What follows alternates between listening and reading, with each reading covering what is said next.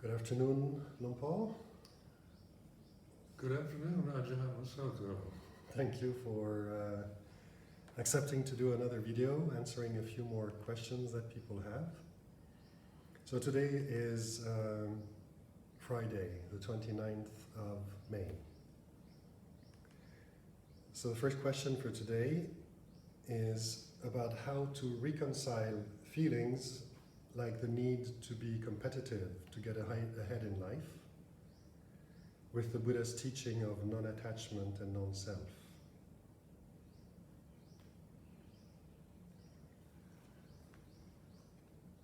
Well, it's like in meditation, we're actually looking at feelings, not judging them, but observing the feeling of competitiveness is like this.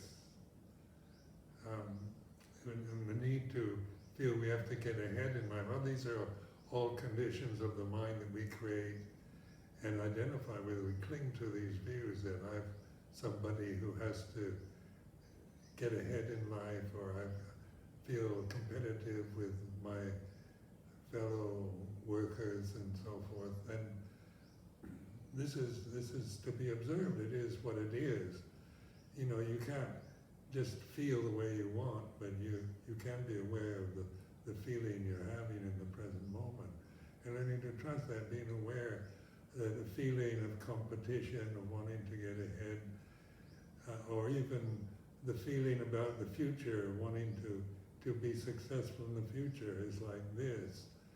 You trust your awareness rather than the feeling, no matter how convincing or unpleasant or exciting it might be.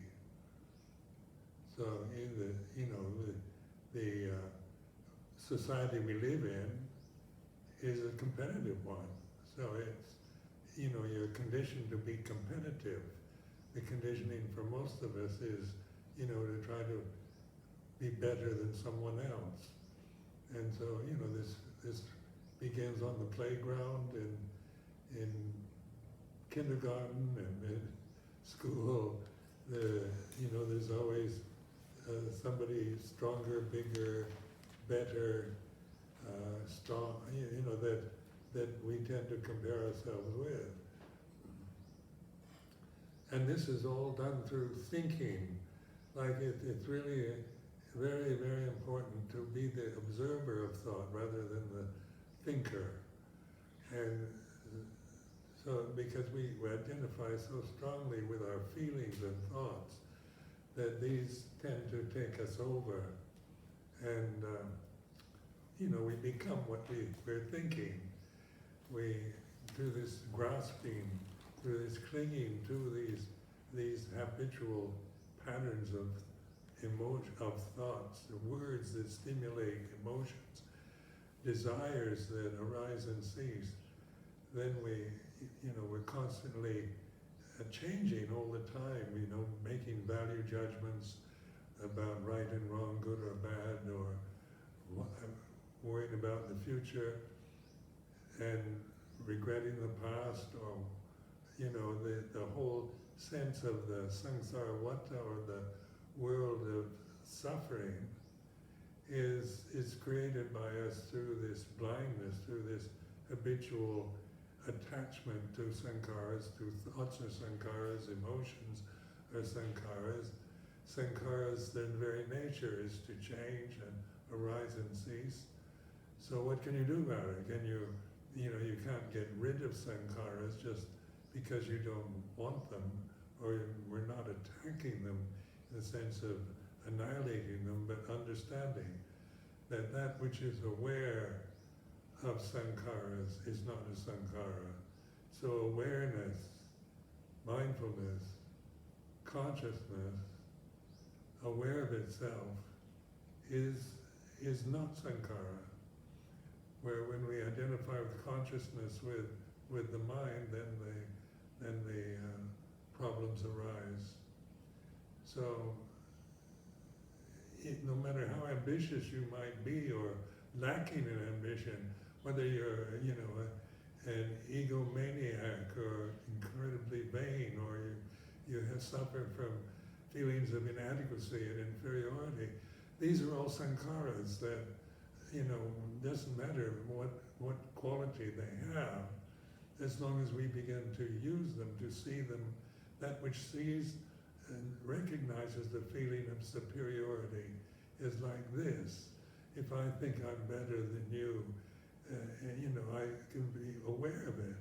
If I see it as something that, from the ideal that we're all equal, and we're, that the ideal of equality, and that, that's an ideal, but then if I do feel in the present moment that I'm better than you, it's not an ideal, but it is an emotion or a feeling that arises. And who is it that is aware of the presence and absence of that feeling is awareness.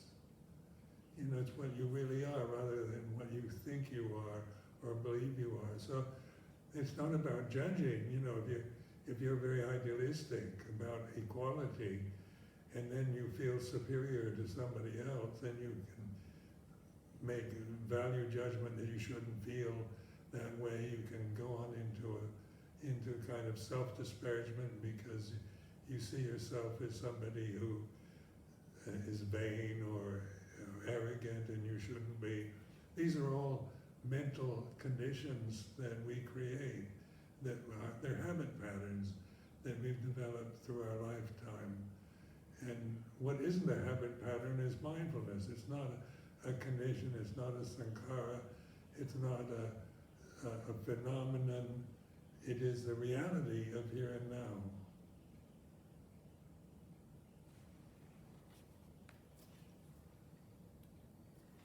Another question is how in Buddhism we include the mind as one of the senses. So we're used to the 5 physical senses, generally speaking, and in Buddhism the Buddha often talks about the mind as a 6th sense. Could you explain how to understand and how to practice with that, please? Yeah, Buddhism has 6 senses, where everyone else only has 5. And this is because the very basic reality is consciousness, which isn't a sense organ. There's no conscious sense organ. You can't, say it's your brain, or you can't show me an organ in your body that is conscious. But you can, so that consciousness is awareness, is mindfulness, and then the mind states, even the word mindfulness is misleading. So awareness is actually a better word than mindfulness, because mindfulness creates a sense of the mind as our reality, where it's consciousness, awareness in the present, here and now, that is the way out of suffering. Where in the materialist view of life, that there's 5 senses. There's the eyes, ears, nose, tongue, body, and then the mind is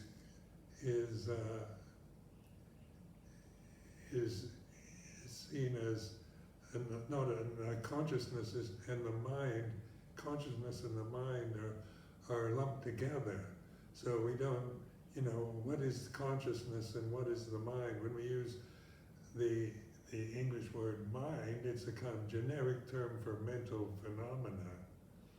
But so it can be misleading. If we use consciousness, we're aware of it as not as a mental state. It's not like an emotion or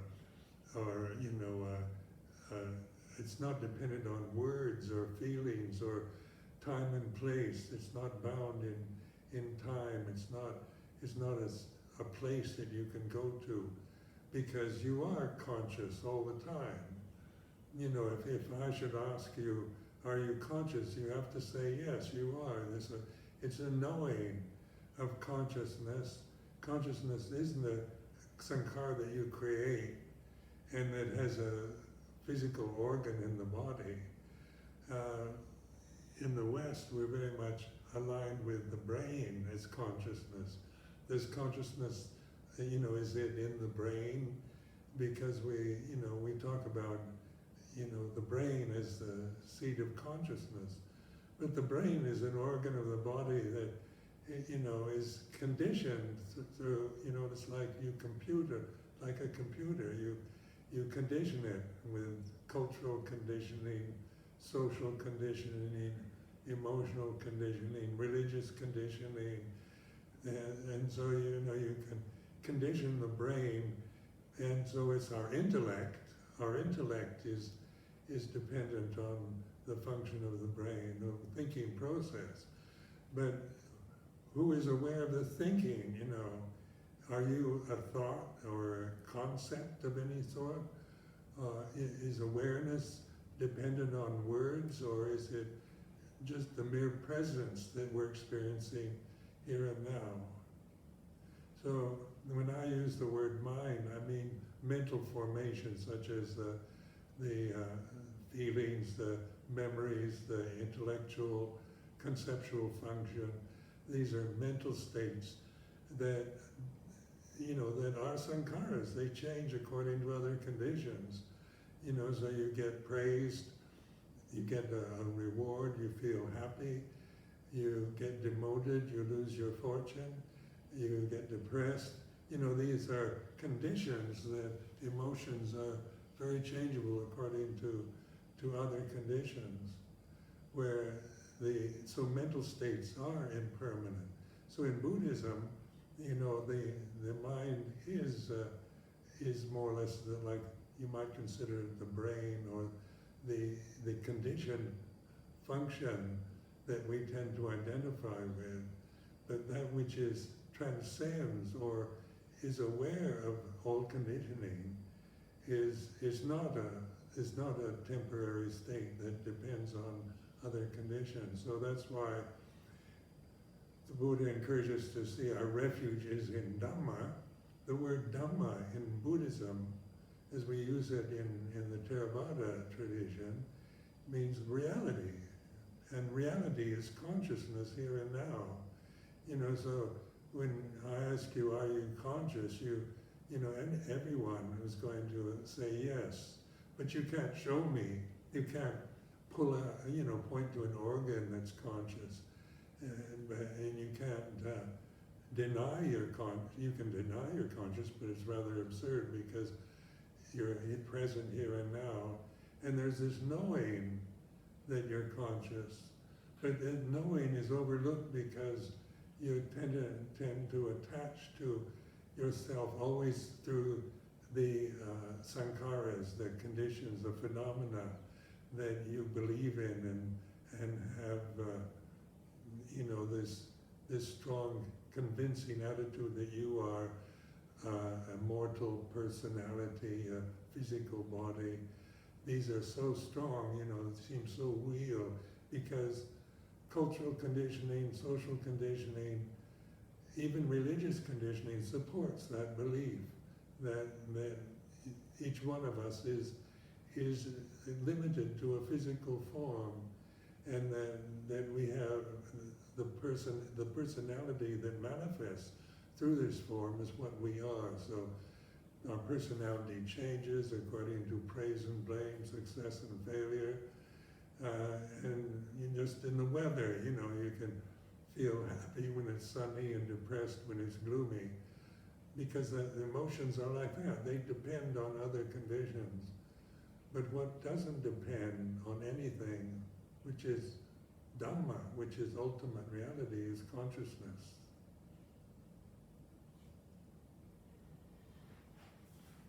So that kind of leads to the next question. You talk about being aware of awareness. Can you explain that, please? In the Four Noble Truths, the original teaching of the Buddha after his enlightenment, he gave, he met his 5 colleagues in Saranad in India, and they asked him what he learned, when he kind of left the group and go out by himself and became enlightened according to the traditional scriptures.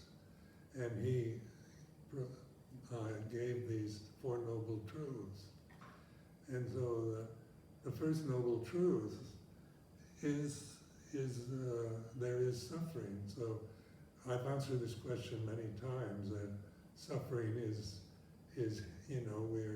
it's something you can relate to, anybody, man or woman, rich or poor, can relate that.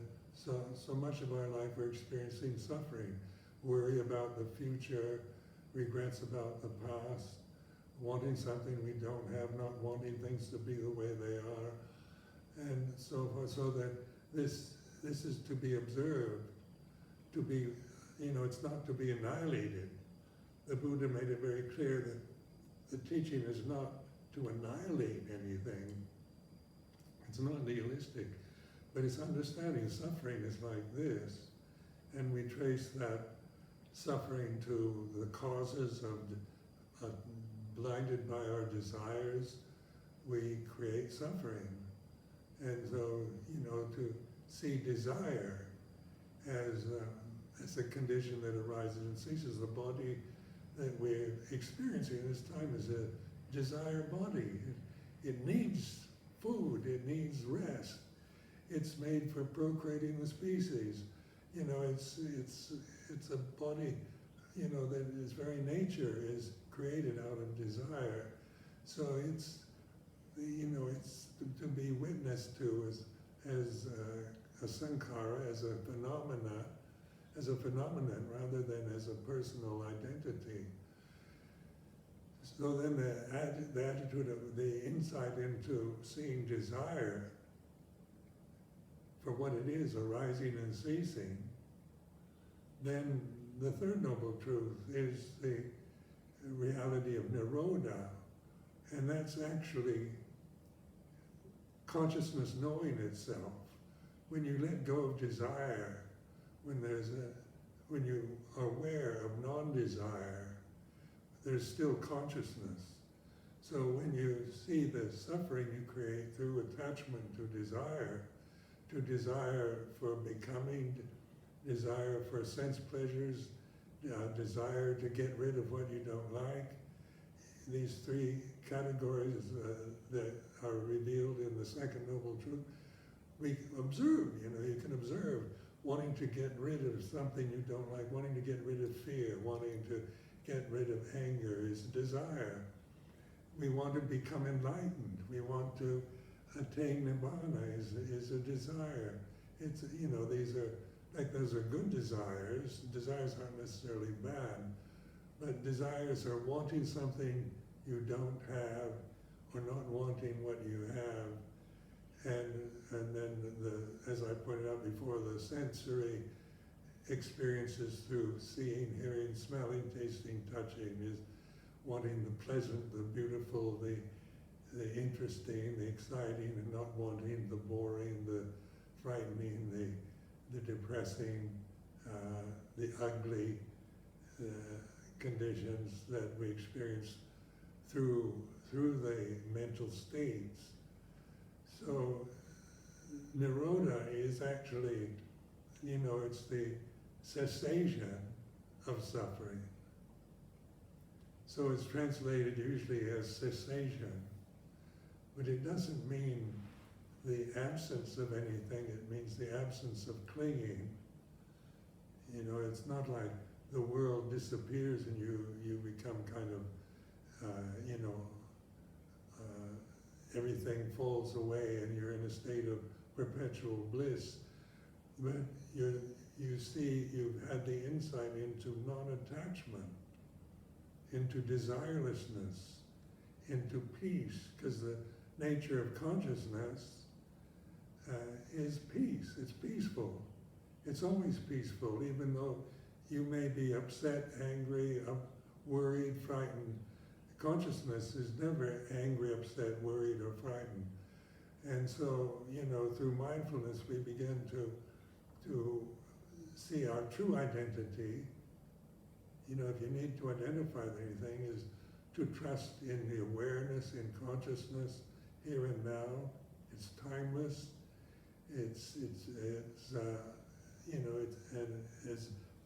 It's apparent here and now. It's not something you lack or you have to get, but it's something you awaken to realize in the present moment. So consciousness aware of itself is Nirodha, really. And from there, we have the fourth noble truth, the right understanding or perfect understanding. It's beyond right and wrong. It's perfect insight into the way things are. And that we, develop what we call the Eightfold Path, or the way of living our lives, the remainder of our lives in these forms, through wisdom rather than through desire. And so aware of awareness is not awareness of the sankharas themselves, is it? Well, it's awareness of sankharas. We live, the senses are sankharas, so we're aware of them. But it doesn't mean we don't experience sensory, the senses, the experience of sensory consciousness, but we're no longer attached to it or identified with it. We see it in terms of panya, or wisdom, which is that all conditions are impermanent, and Dhamma is not personal. It's not a self. It's not a personal identity. It's not mine. It's not yours. It's reality itself. So would it be correct to say that we are usually aware of the objects that arise in consciousness, and we're not usually aware of the consciousness part that is in that relationship of consciousness to an object? Well, through bhavana, or meditation, once we have that insight into consciousness aware of itself, that's the third noble truth, that's Nirodha, the end of suffering. Then we develop or cultivate the path, which is to trust that awareness. So even aware of what we see, we're still, we can still be fully aware, not just bound and habitually reacting to what we see, hear, smell, taste, touch, and think. So we can think with awareness. We can, when our karma ripens and we feel anger or desire of any sort, we're aware of it, and so we know not to attach to it. It's like seeing that putting your finger in the candle flame. Once you put it in the flame, you pull it out immediately. Once you see the suffering you create through attachment to sankharas, you don't attach to them anymore. You don't put your finger into the candle flame.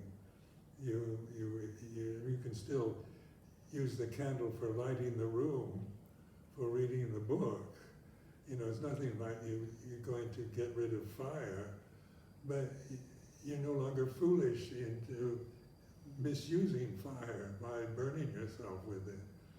So the insight, in Nirodha is that kind of seeing the suffering that you habitually create through not recognizing the problem of grasping fire, grasping conditions that are inevitably going to disappoint you, inevitably going to change. So conditions can change for the better or for the worse, but they're totally untrustworthy. You can't find any condition that's permanent. So it's, in the fire sermon of the Buddha, he emphasizes all is like fire. And that's a good metaphor for desire. Desire and fire, you begin to see that through grasping desire, it becomes, to the unenlightened, unawakened being, we're used to grasping desires, so we go from one desire to the next. Our life is a constant experience of burning ourselves with desire. And so, with those who are interested in liberation from this trap of what we call samsara, is to use mindfulness as the potential that human beings have, the awareness that we can use to observe the way things are, not to create a new world or try to change anything, but to no longer be blinded by the pain of grasping desires and trying to get rid of them is another form of grasping. Like trying to get rid of desire is another kind of desire. So it's not about annihilating the flame or fire, it's about using it in the right way. So the Fourth Noble Truth, the Eightfold Path, is really an exercise in living skillfully, mindfully, and not grasping desires out of ignorance, out of stupidity, out of not understanding. Because these Four Noble Truths are, they're noble truths. They're not truths that are dependent on other conditions. They're not to be believed in. They're not like a basic belief that Buddhists have, because suffering, you don't have to believe in it, you can observe it. We know we suffer. We can observe suffering. And that which is aware of suffering is not judging it. And then we can see that we're suffering, and then we think it's me that's suffering, that I'm suffering because I'm attached and I shouldn't. That's not using wisdom. That's identifying with suffering and taking it personally, rather than seeing suffering is through this habitual grasping, blind kind of grasping of phenomena that we're habituated to through the conditioning of our life. So awareness of awareness is not something, it's not something refined or remote or impossible. It's natural. It's natural. It's an understanding of the way things are. That just like you're conscious, that's right understanding. But you tend to think that you are a person who's aware, who's conscious, rather than consciousness is like this. So consciousness is not a kind of refined state that you have to reach towards, that you don't have, that you've got to cultivate and get through hard work and practice, sitting through hours of meditation and disciplining yourself continuously to get rid of defilements. That's still, the sense of I've got to get rid of something I have, and I've got to get something I don't have. So, consciousness is here and now, and we're all conscious beings, So, and the human being can be aware of consciousness can be aware of itself, So just like the reality of knowing that you are conscious is like this. What can you do when you can't find it, but you know it? But then you still have this delusion that you are a physical body, a personality, that is conscious.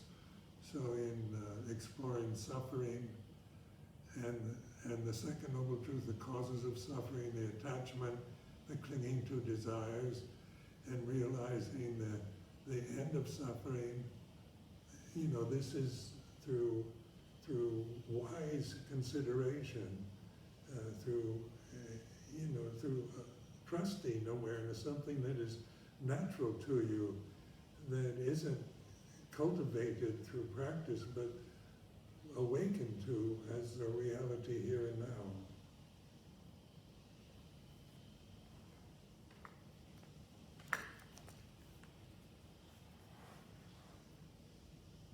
Another question that was asked is, how do you recommend doing body contemplation?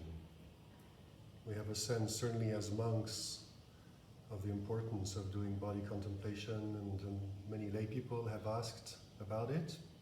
How does one go about doing that? Body contemplation is, because this body is always present here and now. Whether you're sitting, standing, walking, lying down, whether you're sick or healthy,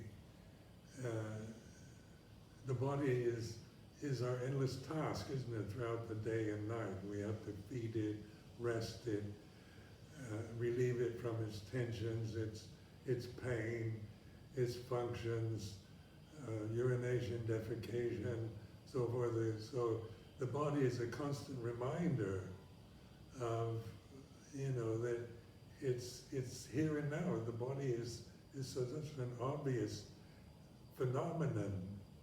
It's not something, like mental states tend to get refined or coarse and that, but the body is like this. So, we tend to identify strongly with the body. So what we look like, we look into a mirror and we we make judgments, value judgments about whether we're attractive or unattractive, whether our nose is too big or too small, or, we're young and our skin is beautiful or we're old and wrinkled. It's this identity with the body it needs to be questioned. Are you really a physical body? Is this what I really am? Is this physical body? And it's good to realize that the body is made of food. We have to eat. Even though in the monastic form, when the Buddha established the vinaya for the monastic form, we're allowed to have one meal a day. So food has not been banned because it's a necessity. It's for survival, because the body needs food, because it is food. It's, it's digested food. You put in the food in your mouth and chew it, swallow it, and then the digestion takes over. You don't have to, you don't have to designate where the vitamins go or where things, the body knows what to do with itself, because it's a sankhara, it's a phenomena that is conditioned to perform its duties, that is impersonal. You don't take personal responsibility for your digestion, or so and you've got all these nerve endings and sense. The body is a sensitive form, so we can be aware of the sensitivity, the feelings of the body, that when it's too hot or too cold, or being aware of the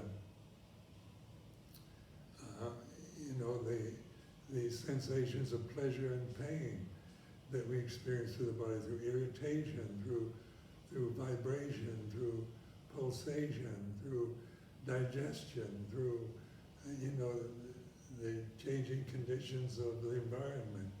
The body picks up everything. Some days here in Thailand it's too hot, some days it's not.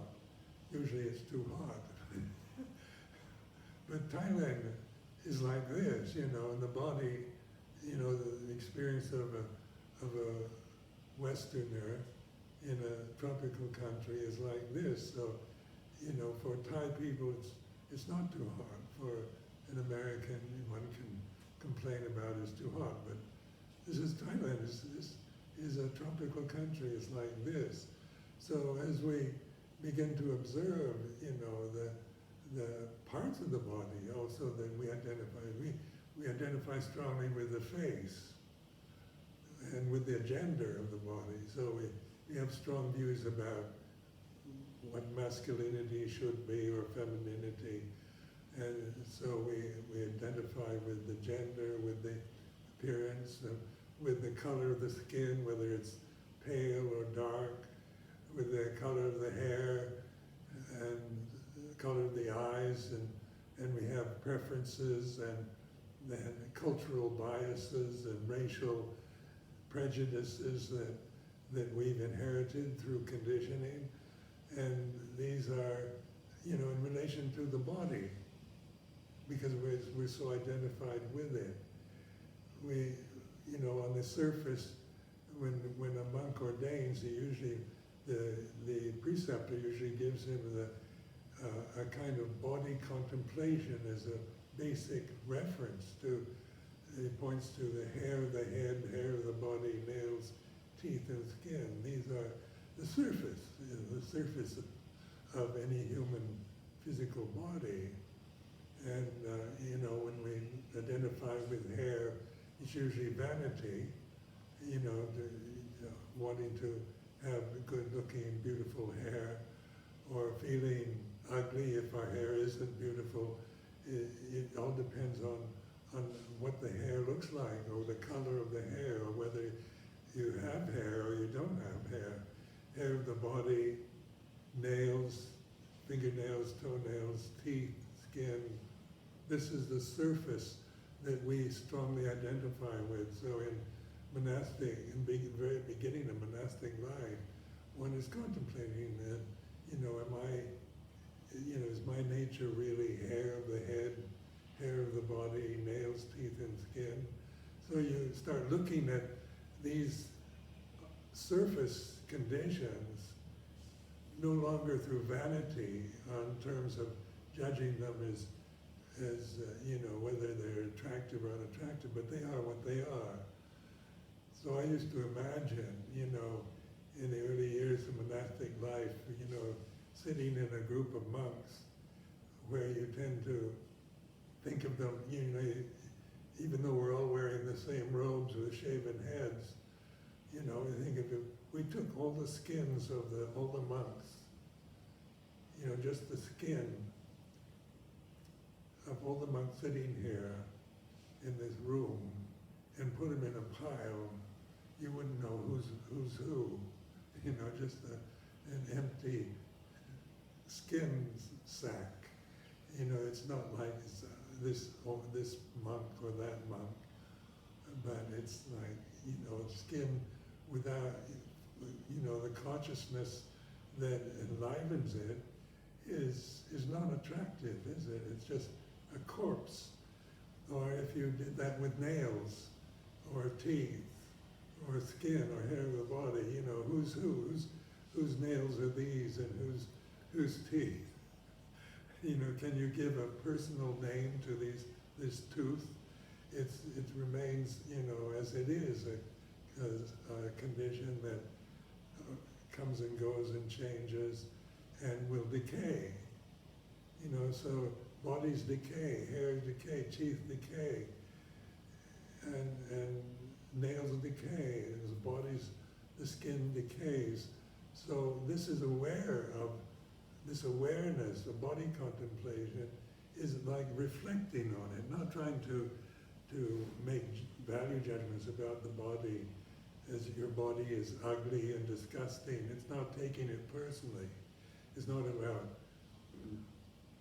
convincing yourself that how revolting your body is. Like sometimes people misunderstand, thinking that we have to become averse and disgusted with our physical bodies, but we lose that sense of vanity, of identity with something that because we see it for what it is rather than what we think it is or believe it to be. And then one final question, Paul. Someone was asking, how can one practice in order to, can one reduce the attachment to one's loved ones, for example, a spouse or one's children, so that if or when the spouse dies or the children leave the parents' home, that we don't suffer from the loss so much? Yes, well, this is another, way to be mindful. Should you be attached to your wife and children? This is a common enough question because, should you, do you have to get rid of your wife or your children to become totally unattached? But, attachment is like this. And, if you trust your awareness of it, if you are very attached to your wife or your children, this sense of what'll I do without them, or if they leave, or if my wife or my husband dies before I do. These are imagined scenarios for the future in the present moment. So you can imagine, with the coronavirus as a kind of phantom that's haunting the human beings on this planet at this time. Death is much more kind of prominent in our consciousness. What if our beloved ones die? What if what if I lose my children? They grow up, they leave home, and I don't know how I can live without them. All these are mental states that you create. The future is imagination. You can imagine anything, and we all know we're going to die. That these bodies are going to die. This is just nature. This is natural phenomena that it's supposed to do. They're supposed to grow up, get old, and die. That's the way it is. And then we form attachments to children, to spouses, and then we become worried about what if things change? What if I lose my wife or my husband? My children leave home? What if they all die from the coronavirus? This is imagination, isn't it? You're imagining that. It's what you don't want for the future. But what you can know is that it's like this, being attached, being obsessed, worried about the future, about loss of the loved is like this. And this is awareness, which isn't about birth and death anymore. It's not something that comes and goes and changes according to other conditions. But the physical forms that we're identified with one's own body, with the bodies of our wife or husband, children, these are friends, parents, we're attached to the image of them, to the forms of our family that we've never investigated or understood.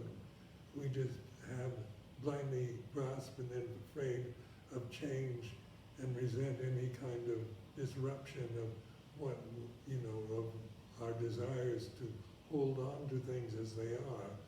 When we begin to awaken to the reality of change, then we can let go of these attachments, not getting rid of them. You don't get rid of your wife or husband or children or parents. You don't have to leave home or, to do that, but you can be aware. The awareness is not attached to spouses, to children, to family. Awareness is aware of attachment, of clinging to conditions, to images, because when you're away from your wife or husband or children, you still imagine them.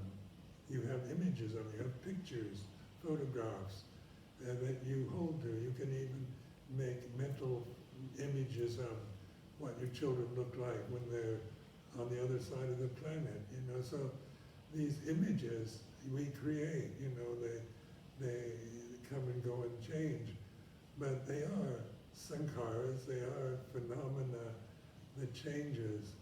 And what doesn't change, the way out of suffering, the way out of attachment is to understand it, to see it for what it is, and then we have the insight into letting go, which is not a denial or a getting rid of, not a controlling tendency, but just realizing you know what your real refuge is in awareness, deathless reality itself, here and now, in Dhamma.